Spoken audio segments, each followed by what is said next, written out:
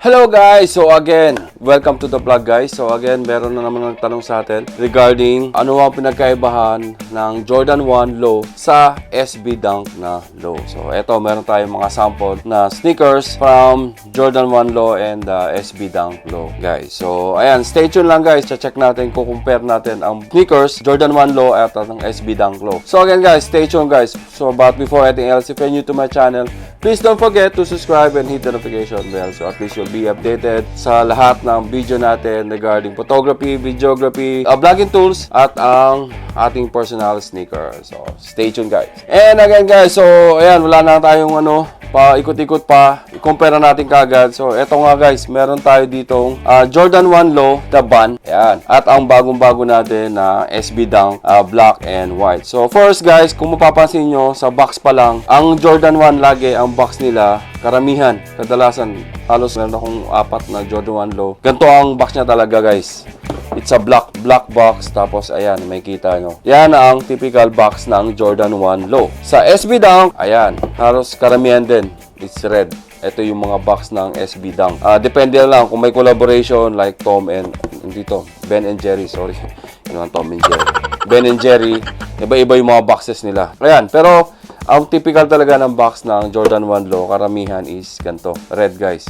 Red na may nakalagay na Nike Dunk.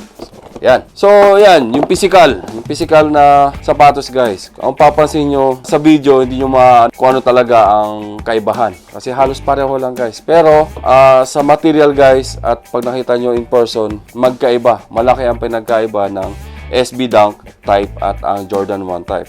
For example, sa material niya, mas malambot ang material at ibang ginamit ng SB Dunk compare sa mga Jordan Lows. Kasi ito medyo yung parang matigas na leather siya. Kagaya ng mid. So Jordan 1 mid, halos pareho kadalasan ng material na ginagamit. Compare naman sa SB Low. Yung nga, sa comfy naman, kung gusto mo mas comfy na shoes, ang SB Dunk ang mas comfy guys. Kasi nga mas malambot siya compare dito sa mga low na Jordan 1 Low. At ayun, yun lang ang papasin ko guys. Kasi halos pareho lang ang outsole niya, midsole, halos pareho lang. Pero yung itsura niya sa likod guys. Ang SB Dunk, karamihan nakalagay is Nike. Jordan 1 Low, ang nakalagay naman dito is yung wingpad ng logo ng Air Jordan. Sa tang niya, yun din. Ang papansin nyo guys, sa tang, ang nakalagay dito is Jumpman. Jumpman sa Jordan 1. Ayan. At Nike sa mga SB Dunk. Ayan. So, yan ang mapapansin yung karamihan yan dyan guys. Pero ang pinakaano niya talaga is malambot talaga ang mga material at malambot sa paa ang mga SB Dunk compare sa mga Jordan 1 na lows.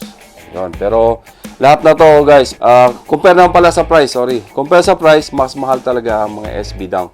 Kasi ang pagkakalam ko, ang mga SB Dunk is ginawa talaga to para dun sa mga skateboarder. Yun ang sabi nila sa mga skateboarder guys. So, yun, sa mga sports, mga ganun, basta. Kaya, yun ang pinagkaiba niya, guys. So, material, again, mas maganda talaga ang material ng ginamit nila sa mga SB Dunk at malambot. At sa price, again, mas mahal talaga ang mga SB Dunk compare sa mga Jordan 1 na lows.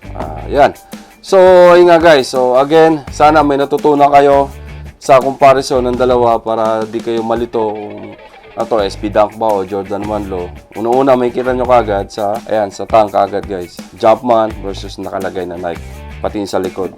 Yan, di ba? Yan.